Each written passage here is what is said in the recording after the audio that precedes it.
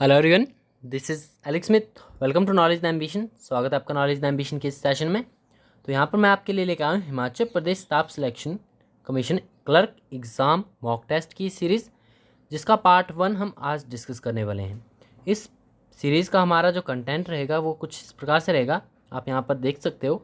इसमें जो मेनली आपके क्लर्क एग्ज़ाम के सिलेबस में आपके जो सब्जेक्ट्स होते हैं, जो आपका जीएस का पोर्शन है, history, geography, polity, science and Himachal GK, इस पोर्शन को यहाँ पर हम कवर करेंगे। इस पर हमारा मेन फोकस रहेगा। बाकी आपका जो पोर्शन है हिंदी, इंग्लिश और रीजनिंग का, तो इस पोर्शन को आप जितना ज़्यादा खुद से प्रैक्टिस करोगे उतना ही बेहतर होगा। तो यही मैं एडवाइस करूँगा कि इसे आप खुद से प्रैक्टिस करें, जितना हो सके उतना प्रैक्टिस करें, उतना ही आपके लिए बेहतर है। तो हमारा जो पैटर्न है इस सीरीज़ का, इस मॉक टेस्ट की सीरीज़ का, वो किस प्रकार रहने वाला है वो आपको आने वाले क्वेश्चंस में पता चल जाएगा। तो वीडियो के एंड तक आपको बने रहना है। ये हमारा आज का पार्ट 1 है। डेली बेसिस पर आपको जो है वो इस सीरीज़ के साथ जुड़े रहना है। तो चलिए स्टार्ट करते हैं। आज का जो पहला क्वेश्चन पूछा गया है, किस वर्ष फ्रांस की सरकार ने भारत में स्थित फ्रांसीसी बस्तियों को अधिकार भारत सरकार को सौंपा था? आपके ऑप्शंस यहाँ पर आपके सामने हैं। 1947, 1954, 1960 या फिर 1962। तो इस क्वेश्चन का राइट आंसर हो जाएगा यहाँ पर ऑप्शन नंबर बी, 1954। 1954 में जो है वो फ्रांस की सरकार ने भारत में स्थित फ्रांसीसी बस्तियों का अधिकार जो है वो भारत सरकार को सौंप दिया था। अब यहाँ पर आपसे एडवेंट ऑफ यूरोपियंस टॉपिक है, मेनली एनालिसिस किया गया है क्लर्क एग्जाम्स के प्रीवियस ईयर क्वेश्चन पेपर से। तो जिन टॉपिक से क्वेश्चन पूछे जाते हैं वो टॉपिक यहाँ पर मैं आपको कंप्लीट कवर करवाऊंगा। जो भी क्वेश्चन यहाँ पर हम फ्रांसीसियों से क्वेश्चन कर रहे हैं, तो फ्रांसीसियों से संबंधित जितने भी इंपॉर्टेंट पॉइंट्स हैं उन्हें मैं यहाँ पर आपको बताता हूँ। फर्स्ट मेन इंपॉर्टेंट जहाँ से इंपॉर्टेंट क्वेश्चंस बनते हैं उन्हें हम यहाँ पर डिस्कस कर लेंगे। डुप्ले, फ्रेंच में जो है आपका डुप्ले मेन इंपॉर्टेंट है। डुप्ले जो है वो भारत का फ्रेंच गवर्नर बना था। कब बना था? 1752 में। ये सभी पॉइंट्स आपको ध्यान में रखने हैं। क्वेश्चन से जुड़े जितने भी इंपॉर्टेंट पॉइंट्स होंगे हम इसी प्रकार से इस सीरीज़ में डिस्कस करने वाले हैं। नेक्स्ट आपका इंपॉर्टेंट पॉइंट बनता है, चंद्रनगर की बस्ती फ्रांसीसियों को किसने भेंट की थी? तो भेंट की थी ये शाइस्ता खान ने। नेक्स्ट है, मुगल बादशाह ने नवाब की पद्धति जो है वो डुप्ले को प्रदान की थी। तो ये भी एग्जाम का पार्ट बन चुका है। नेक्स्ट आपका डुप्ले के बाद जो है वो पांडिचेरी का गवर्नर जनरल कौन बना था? तो गोडेहू जो था वो फ्रेंच गवर्नर, ये डुप्ले के बाद पांडिचेरी का गवर्नर जनरल बना था। पांडिचेरी की स्थापना पूछ ली जाती है एग्जाम में। तो पांडिचेरी की स्थापना हुई थी 1674 ईस्वी में, फ्रांसिस मार्टिन ने की थी। और पहली फ्रांसीसी फैक्ट्री कहाँ पर इस्टेब्लिश की गई थी? सूरत में, 1668 में। नेक्स्ट क्वेश्चन है, पूछा गया है, किसके प्रयासों से ब्रह्मा समाज की जड़ें उत्तर प्रदेश, पंजाब व मद्रास में फैली? तो ब्रह्मा समाज, जैसा कि आप सभी जानते हो, इसकी स्थापना की गई थी राजा राममोहन राय के द्वारा। इसकी जड़ें यानी जो ये फैला था उत्तर प्रदेश, पंजाब और मद्रास में। तो किसके निम्नलिखित में से किसके प्रयासों द्वारा जो है ये उत्तर प्रदेश, पंजाब और मद्रास में फैला था? केशव चंद्र सेन, राधाकांत देव, रामचंद्र विद्यावागीश या फिर शिवदयाल साहब? तो इस क्वेश्चन का राइट आंसर हो जाएगा आपका ऑप्शन नंबर 1, केशव चंद्र सेन। केशव चंद्र सेन की प्रयासों से जो है ब्रह्मा समाज की जड़ें जो है वो उत्तर प्रदेश, पंजाब और मद्रास में फैली थी। अब इससे जुड़े कुछ इंपॉर्टेंट पॉइंट्स देख लेते हैं। जो भी आपकी इम्पॉर्टेंट सभाएं थी जिनकी स्थापना की गई भक्ति आंदोलन के दौरान, जो है आपका यहाँ पर जितने भी इम्पॉर्टेंट संस्थापक थे उन्हें हम यहाँ पर डिस्कस कर लेते हैं। प्रार्थना समाज की बात करते हैं। सबसे पहले प्रार्थना समाज की स्थापना किसने की थी? तो ये केशव चंद्र सेन की प्रेरणा के फलस्वरूप की गई थी। ये भी इंपॉर्टेंट पॉइंट आपको ध्यान में रखना है। प्रार्थना समाज की स्थापना जो है वो केशव चंद्र सेन की प्रेरणा के फलस्वरूप की गई थी। नेक्स्ट है वामा बोधिनी पत्रिका, ये भी केशव चंद्र से संबंधित है। तो वामा बोधिनी पत्रिका महिलाओं के लिए जो है वो केशव चंद्र सेन ने निकाली थी। ब्रह्मा समाज की स्थापना जो है वो 1828 में कोलकाता में राजा राममोहन राय द्वारा की गई थी। नेक्स्ट है राधाकांत देव, धर्म सभा के संस्थापक थे। तो धर्म सभा के संस्थापक कौन थे? राधाकांत देव। नेक्स्ट है रामचंद्र विद्यावागीश, राममोहन राय की इंग्लैंड जाने के बाद जो है वो ब्रह्मा समाज की बागडोर किसने संभाली थी? तो ये संभाली थी रामचंद्र विद्यावागीश ने। नेक्स्ट है शिवदयाल साहिब, ये हमारे ऑप्शन में यहाँ पर इंक्लूडेड है। तो शिवदयाल साहिब राधा स्वामी सत्संग के संस्थापक थे। तो ये भी आपको इंपॉर्टेंट पॉइंट्स ध्यान में रखने हैं। नेक्स्ट क्वेश्चन है, नेक्स्ट आपको यहाँ पर और कुछ जो आपकी स्थापनाएं हैं वो यहाँ पर मैंने इंक्लूड कर दिया है, तो आप इन्हें भी ध्यान से देखिएगा। आर्य समाज की स्थापना जो है वो 1875 में मुंबई में की गई थी दयानंद सरस्वती के द्वारा। नेक्स्ट है आत्मीय सभा। तो आत्मीय सभा की स्थापना जो है, इसकी स्थापना भी राजा राम मोहन राय द्वारा 1815 ईस्वी में की गई थी। थियोसॉफिकल सोसाइटी 1875 में इसकी स्थापना की गई थी न्यूयॉर्क में। नेक्स्ट है रामकृष्ण मिशन। तो इसकी स्थापना स्वामी विवेकानंद ने की थी 1875 में, वेल्लूर कोलकाता में इसकी स्थापना की गई थी। अलीगढ़ आंदोलन। तो अलीगढ़ आंदोलन की स्थापना जो है थी, ये चलाया गया था सर सैयद अहमद खान द्वारा। नेक्स्ट है यंग बंगाल, यानी युवा बंगाल आंदोलन के नेता कौन थे? तो ये जो आपका यंग बंगाल आंदोलन था, इसके ये नेता थे हेनरी विवियन डेरोजियो। नेक्स्ट है सत्यशोधक समाज, इसकी स्थापना की थी ज्योतिबा फुले ने। कुका आंदोलन गुरु राम सिंह द्वारा चलाया गया था।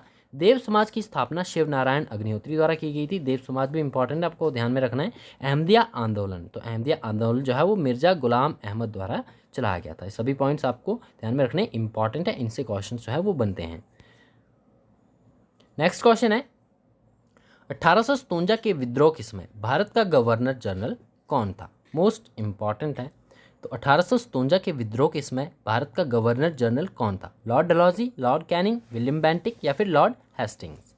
तो इसका राइट आंसर हो जाएगा option number B, Lord Canning. Lord Canning जो थे वो 1857 के विद्रोह के समय जो थे वो भारत के गवर्नर जनरल थे।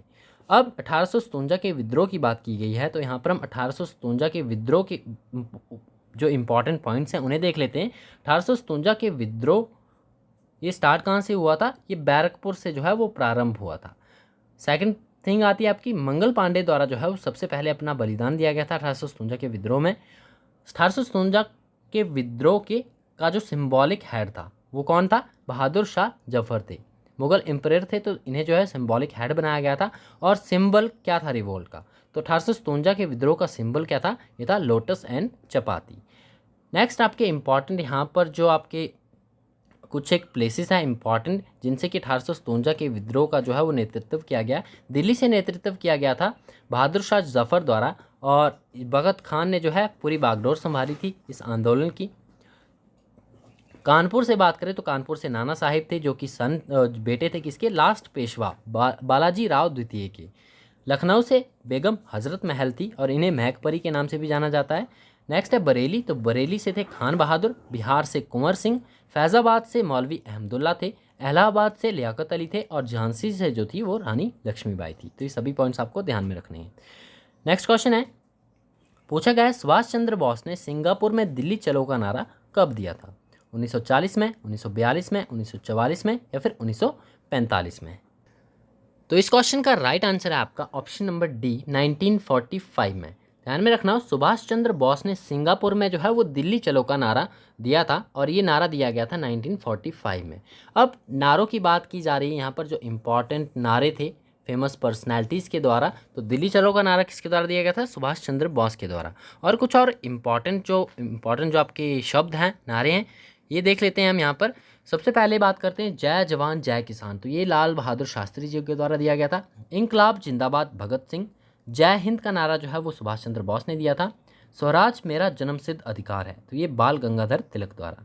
सरफरोशी की तमन्ना अब हमारे दिल में है, तो ये राम प्रसाद बिस्मिल के द्वारा।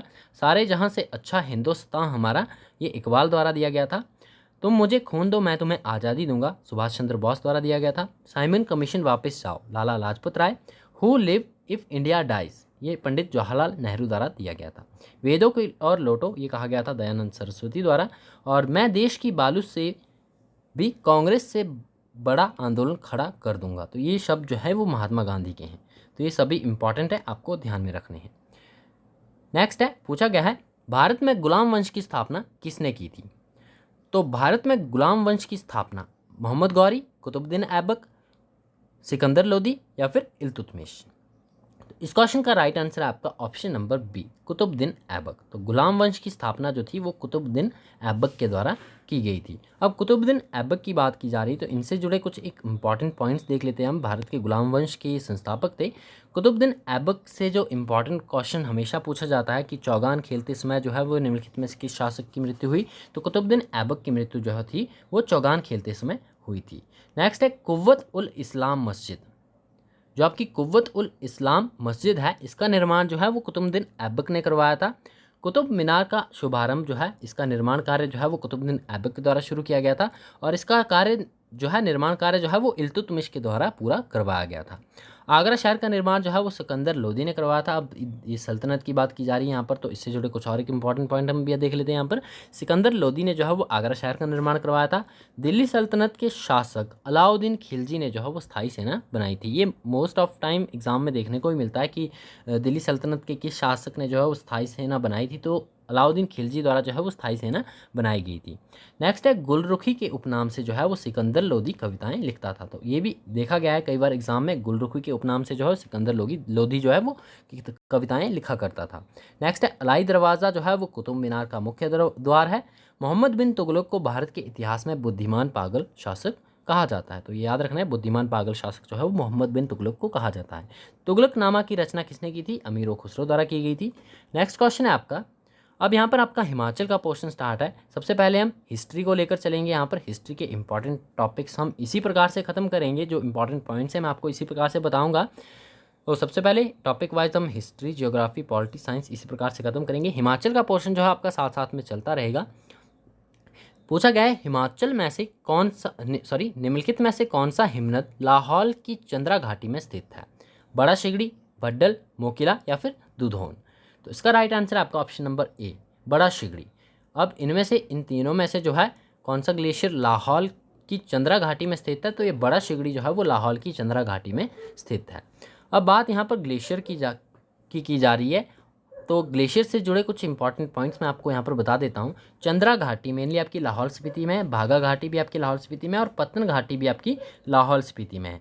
तो यहाँ के जो ग्लेशियर है वो आपको इसी वे में पता होना चाहिए। चंद्रा घाटी की जो प्रमुख ग्लेशियर हैं वो है बड़ा शिगड़ी, गेफांग ग्लेशियर, चंद्र ग्लेशियर और कुल्टी ग्लेशियर। ये 4 ग्लेशियर जो हैं वो चंद्रा घाटी के ग्लेशियर हैं। अब भागा घाटी के ग्लेशियर, तो पहला है भागा glacier, lady of Keylong glacier और साथ ही में मोकिला ग्लेशियर। अब पतन घाटी की बात करें तो पतन घाटी के जो मुख्य ग्लेशियर हैं वो हैं आपके सोनापानी ग्लेशियर, पैरद ग्लेशियर और मियार ग्लेशियर। ये प्रमुख रूप से लाहौल स्पीति के ग्लेशियर हैं। लाहौल स्पीति में भी आपकी घाटियाँ वैलीज हैं, वैलीज से भी क्वेश्चन पूछ लिया जाता है।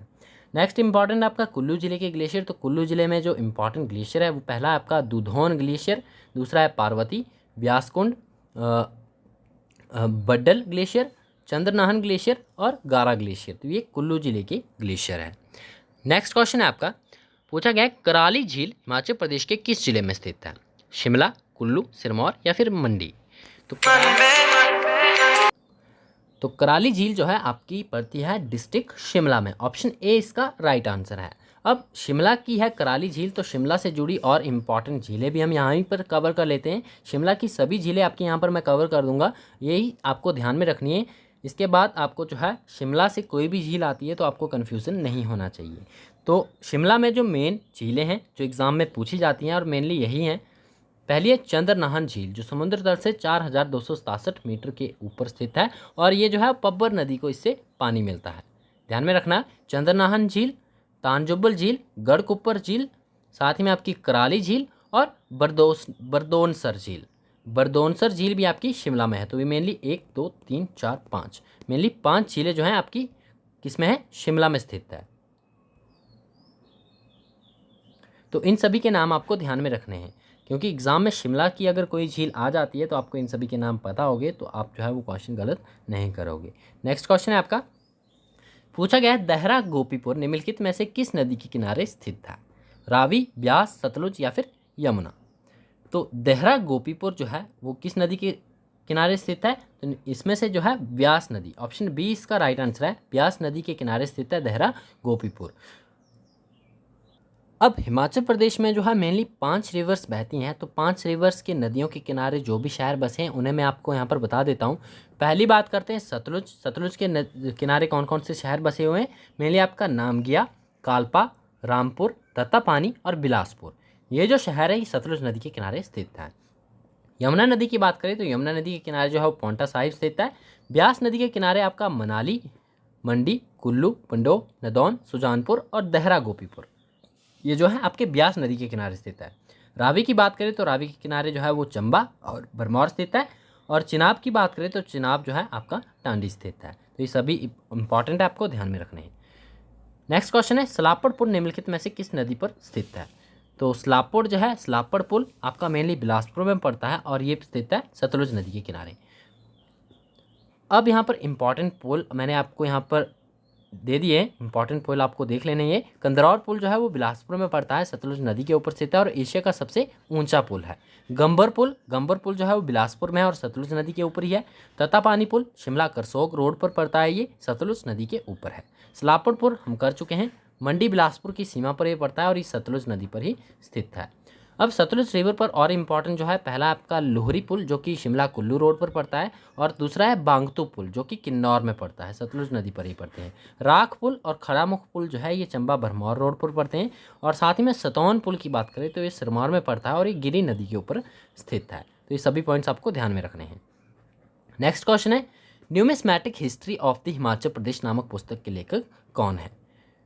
तो इसका राइट आंसर है आपका option number A, PL Gupta जो है numismatic history of Himachal Pradesh नामक पुस्तक के लेखक है। तो यहाँ पर जो ऑप्शन है जेपीएच पोगल, जीटी विगने और एएच फ्रैंक, इनकी भी कुछ फेमस किताबें हैं हिमाचल प्रदेश की, तो इन्हें हम यहाँ पर देख लेते हैं। Travel in Kashmir and Ladakh ये लिखी गई है जीटी विगने के द्वारा। एंटीक्विटीज़ ऑफ इंडियन तिब्बत ये लिखी गई है एएच फ्रैंक के द्वारा। Catalogue of the Bhuri Singh, यहाँ पर भूरी सिंह होगा आपका, catalogue of the Bhuri Singh museum Chamba, तो ये लिखी गई है जेपीएच वोगल के द्वारा। और यहाँ पर लास्ट बुक जो कि आपकी antiquities of the Chamba state है, ये आप मुझे कमेंट बॉक्स में इसका आंसर दोगे। अगर आपको पता है तो आप इसका जल्दी से आंसर दीजिए कमेंट बॉक्स में, अदरवाइज़ आप सर्च कर सकते हो कि antiquities of Chamba state book के लेखक कौन है। तो वीडियो काफ़ी लंबी हो चुकी है, आने वाली वीडियोज़ को मैं कोशिश करूँगा कि थोड़ी छोटी बने। तो आने वाली वीडियोस में जो है आपको कंप्लीट यहाँ पर इसी प्रकार से एनालिसिस देखने को मिलेगा। क्लर्क एग्जाम के रिगार्डिंग जो है इसी प्रकार से हम कंप्लीट सिलेबस को कवर करने वाले हैं। जून में आपका एग्जाम है तो आपको डेली बेसिस पर जुड़े रहना है। चैनल पर पहली बार आए चैनल को सब्सक्राइब भी जरूर कर लें और अपने सभी फ्रेंड्स के साथ वीडियो को शेयर करना ना भूलें ताकि सभी तक ये पहुँच सके। वीडियो पसंद आए तो वीडियो को लाइक भी करना है और अपने सभी फ्रेंड्स के शेयर भी करना है। तो मिलते हैं नेक्स्ट वीडियो में। Thanks for watching and best of luck for your bright future.